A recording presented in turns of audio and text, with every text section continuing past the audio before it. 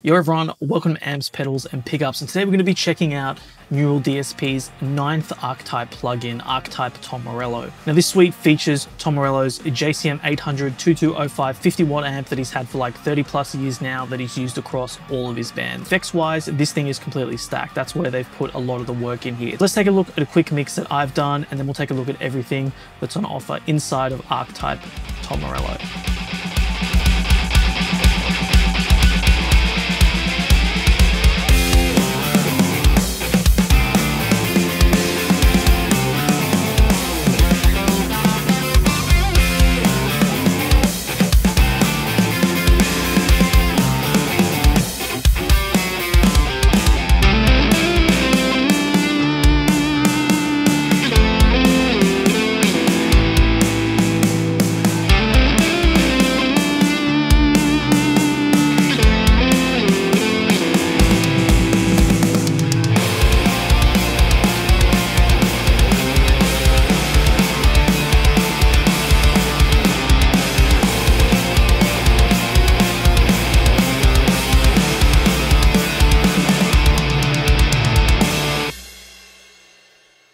All right, let's take a look at the plugin. So here is the default layout. I'll just make sure we're on the default sound. Now there's only one amp. It's just that 2205 of Tom Morello's that they've modeled here.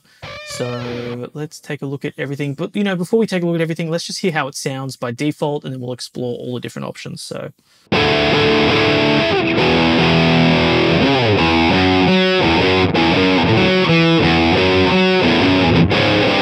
Let's take a look at everything. So you've got your standard input trim there, your noise gate, transpose, so if you want to play a little bit lower. So this is an E standard. If I wanted to play E flat, just bring it down one. So your input mode, you've got mono and stereo. That's super handy because if you have like a big session, the less instances of these sorts of things you can have, the better. And if you're running dual track left and right guitars, then you can just put one instance of this on top of two on top of a stereo signal, and it does the thing. Doubler. That is also a quick, nice and cool feature. I use it a lot when I'm just noodling around and playing with riffs because it gives you that nice effect. So I'll just turn it off and we'll just play a little lead thing. Turn that doubler on.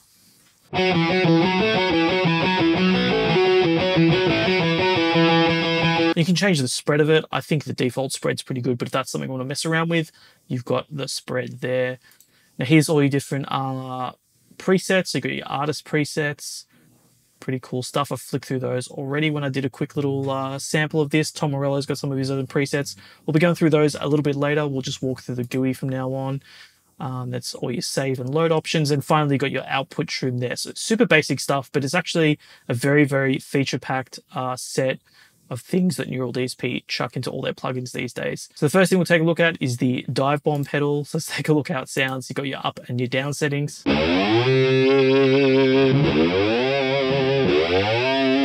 That's the up. Let's check the down.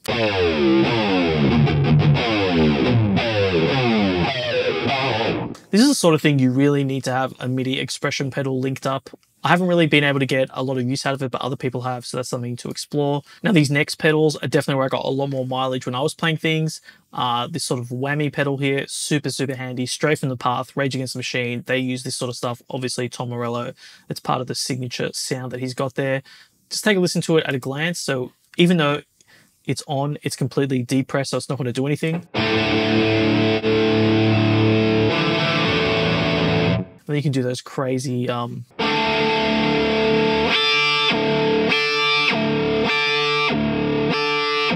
you can sort of sync things up. This is going the full 24 semitones. If you want to bring the sweep of that down to just 12. It's not as full on, and you can go down.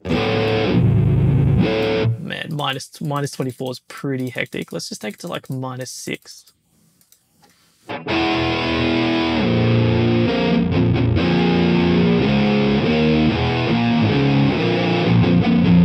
Now, I've just set something up here to mess around with. Obviously, if you've got a song going on, you would sync this to the BPM and all that sort of stuff, and you could like carve out an effect. But here's how you can use automation to use this sort of whammy pedal.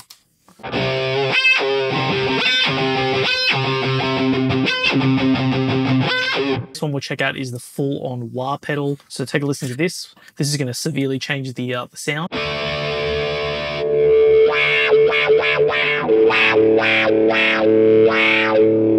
I wish there was a blend knob with this, because sometimes a full 100% wah is just too much. But the same thing, you can plug in the automation with this. All right, just so we can go full Tom Morello crazy, I've set up some more automation here. So this bottom one, this bottom purple one, that's just, I'm going to leave the wah pedal off the whole time. And then when I flick the wah pedal on, the green pedal is the foot pedal waving back and forth. So let's just hear how it sounds. I'll just hold a chord.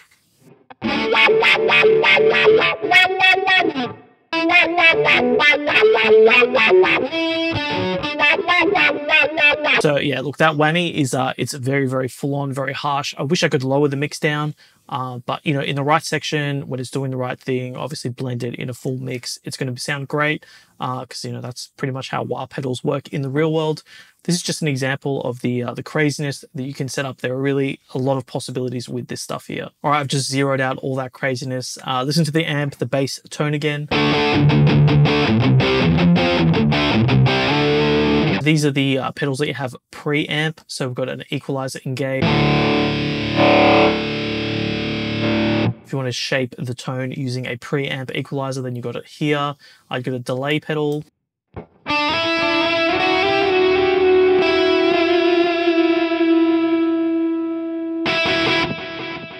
Lower the mix, lower the feedback.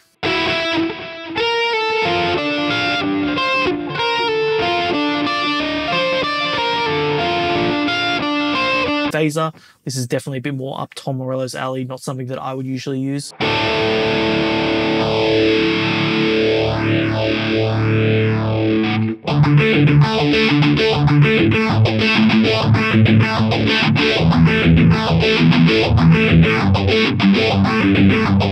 Right, so here's the cab section. I don't really want to dive too much into it, because if you use the Neural plugin, you know how the Neural cabs work. They're pretty fantastic. Here's a choice of all the different mic options you have, and then you can load your custom IRs. You can blend your IRs, you can change different phase modes, all that stuff. But it is cool that you've got all the different like position options. I think these have evolved over time. I think some older Neural plugins didn't have this stuff, but it's good to see here. Tons of options, really. You can get anything out of this sound. And then lastly, we have Reverb, which has been on the whole time, as well as the second delay pedal. These are post-amp effects. So this delay is probably a much more full-featured delay that you'd want to use. Oof, got that lush stereo thing going on.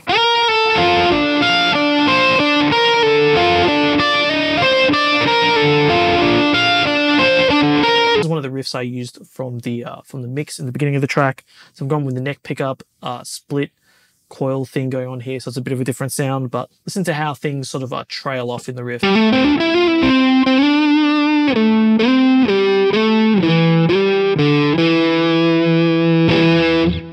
Good. I might up the feedback and to keep the mix as is. So listen one more time.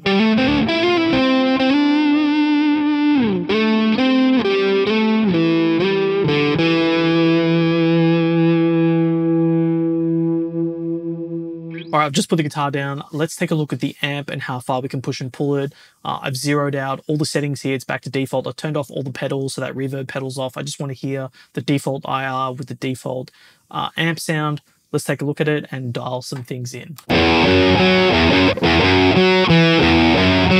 Now, one thing I've got to say about Neural plugins is that default tone is very, very good. And, you know, I don't have a wide array of guitars here, but just plugging my guitar straight into my interface, and that's the sort of sound I'm getting. That's like totally usable for that Rage Against the Machine or Tom Morello kind of sound. But let's take a look at what we can get anyway.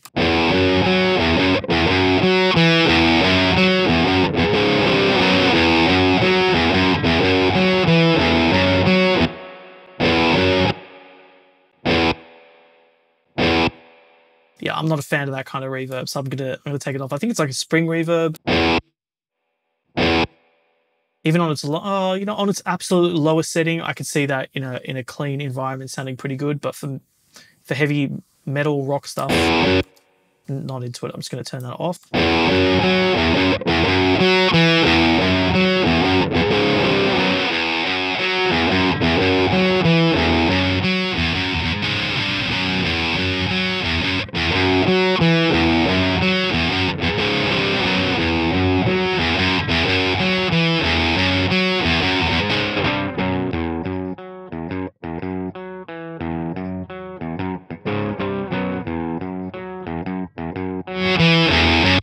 So everything's pretty gained out. Like gain is at 100%. They had the mids and bass at 100%. And I believe it. I know these earlier Marshalls need like a solid amount of pushing, so it doesn't surprise me that everything is just cranked. So let's listen to the other channel.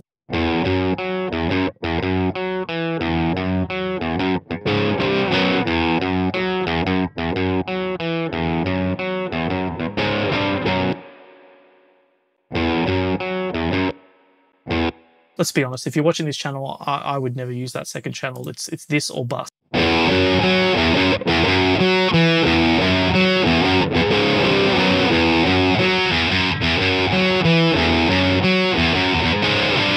There, it's just a little bit too quacky. Too hollow there, so somewhere like just in the middle. So look, I'm pretty much doing nothing there. They've totally nailed the sound by default. All right, let's take a look at some of the presets. I will flick through them, and if we find something good, I'll spend a bit more time on it. Actually, that was something I was going to mention earlier. So what they're doing to get that sort of LFO sort of thing going on, they're using the phaser. I really think they should have had an LFO here that you could attach to the to these pedals, because it definitely would have made using them a lot better. And by LFO, I mean some sort of controller. So I was going into the tempo envelopes and I was drawing things in manually. That's sort of time consuming. There should be a controller. I believe the Reverb plugin has different controllers. So I think they really should have chucked some controls in here so we could set up some auto wah, because this is like a... If that's the best you can do from a preset, that's not the best. It's, you know, it's a crazy sound, but let's be real, it's like, it's too full on. Oh, there's only one thing for this.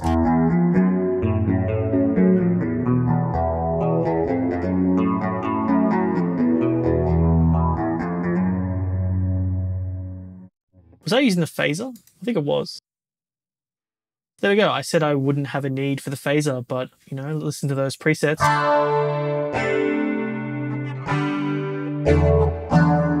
It's almost like someone with more skill can dial in some cool presets that I can't.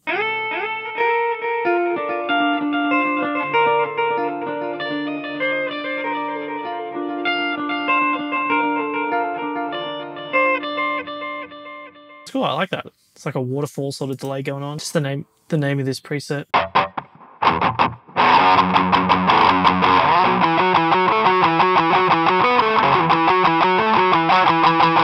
Look, there are so many presets. I can't go through all of them, but my boy, Kian Hushman, love his channel. Shout out to Kian. Let's check out his presets.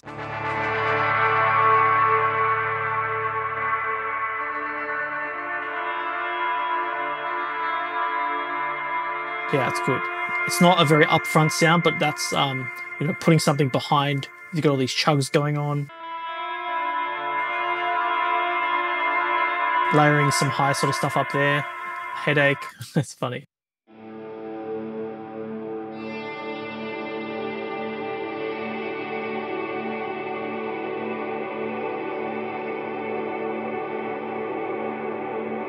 Definitely more of a soundscapey thing going on there. That's pretty cool.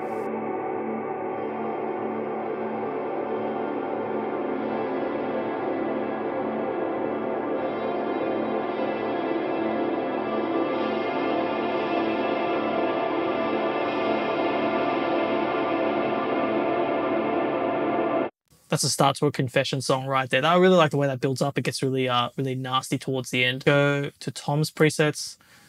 Intro to Koshi's. Yeah,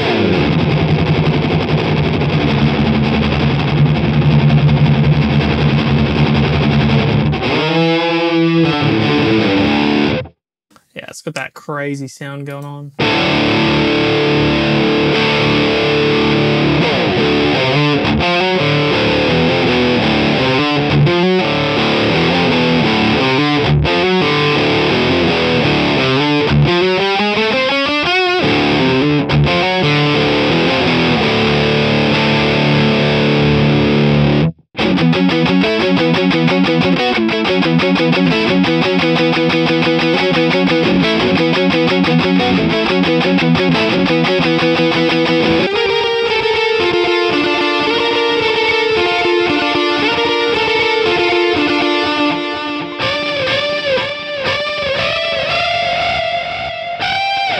Right, so I sort of got to split this up when I think of the final thoughts on everything into like the price of the plugin and then sort of the features and what it's advertised and what you're getting sound wise. And you know, when you have a Tom Morello plugin, you would just expect to plug your guitar in and sound like Tom Morello, and you know, you're getting that here. You plug it in, you've got his signature amp. I mean, the man uses one amp for 30 years. So sound wise, I think that amp has been captured pretty well. The IRs, you know, that's something custom that they've captured as well. I didn't go too much into the IRs because I just like to stick with the default sound on these NeuralDSP plugins. I think that's where things sort of sit best, especially when it's an artist plugin. They should have really dialed everything in, and I'll just judge it based off that. As far as sound goes, there's no complaints there. If they were handing this plugin out for free, everyone would be using it. You'd be in your Rage Against the Machine cover band. You'd be sounding like Tom Morello. You'd be pretty stoked with the sound of everything. Now features, we can just talk about like the standard NeuralDSP features, so like transpose, gate, all that sort of stuff. If you have any NeuralDSP product already, you have all these things, so it's not too exciting. But if you don't have any of it, it's actually super, super handy just to quickly have like a tuner, transpose things, you know, take that guitar down 1 or 2 steps. It's super handy to have it there and not muck around. Then you've got like the dive bomb pedal, the whammy pedal, a couple of delays, EQs. You can really push and pull that tone to everything. So when we go through the presets, you know, I think there was like a handful of ones that I would use. I don't think there's too much versatility in this amp sound. Like even you saw when I went through push and pulling the tone stack, it sounds really good as it is. I pulled back the mids a little bit, just, you know, for personal taste, maybe take some of the bass away to fit it into a mix, but versatility wise, it's not versatile, but it does that sound super, super well. So that versatility definitely plays into the next thing, which is the price. This is currently sitting at 119 euro. And I think this Archetype Tom Morello is actually the worst valued plugin that they have. And that's even comparing it against other NeuralDSP plugins. Like they typically come with 2 or 3 amps or, you know, a bunch of other things that just isn't here. It really seems like a lot of the value here is attached to Tom Morello, like his name and his specific amp and his setup that they've got there. So if that's the thing that you value the most, if you just really, really, really want that sound, then 120 euro, you're getting that sound. If you just wanted like the next cool NeuralDSP plugin that's going to give you this wide variety of tones, it's going to be super inspiring, I don't think you're getting that here. You really have to be a fan of like Rage Against the Machine, Audioslave, and all those sorts of bands. So that's it. You know, when we talk about retail pricing, I probably won't be picking this one up just because it's not the sort of tones that I want to do. And also, I mean, look behind me. I've got a couple amps here, I've got a Fractal FM3. I have a ton of plugins already. You know, the customer story of who's buying these sorts of plugins really, really plays into it. But if you want that sort of sound, or if you really, really appreciate the sound, then 120 euro, it's really not that crazy. Like, it sounds expensive, but if I said to you, hey, I've got a way to capture this amp, we just have to like go to this place, put a bunch of mics into it. We have to hire a studio for a day. We're going to put a bunch of mics into it. When you start like adding up all those costs, just like even getting in the car, paying for petrol, driving to a studio, renting a studio out for a day, putting mics in front of it versus 120 euro, you kind of go, I'll just pay the money because somebody else has done a much better job than I can do it. It's just that we start to compare value on those things when you can go, what can my 120 euro get me over here? What can my 120 euro get me over here? Maybe this plugin versus this one isn't really the best. But when I think about things in the real world, like what effort would it take me to go out there and get that sound? That's when the value of like 120 bucks is like, well, yeah, I'll just pay the money. It's really, you know, that paying is a lot simpler than going out there and doing this stuff in the real world. I really try to see the positives in everything, but you know, it's obvious. This plugin really isn't for everyone. I can't see there being like the masses, like the Gojira plugin. Everyone just went out and bought that because it just sounded crushing. Everyone could use that in a wide array of things. I don't think there's going to be as big a fan base for this kind of thing, but interested to hear your thoughts. Let me know in the comment section down below. I'll also leave a link to my Discord below. Don't forget to smash that like and subscribe button. Subscribe to the channel, like the video, all that sort of stuff. Everything helps out here. And if you want to talk about this stuff, join Discord. There's a server there. We talk about mixing, guitar tones. So if you want to join, talk about this plugin, other NeuralDSP plugins, it's a great place to come and hang out. So let me know what you think about the plugin. As always, thanks for sticking around to the end of the video, and I'll catch you on the next one.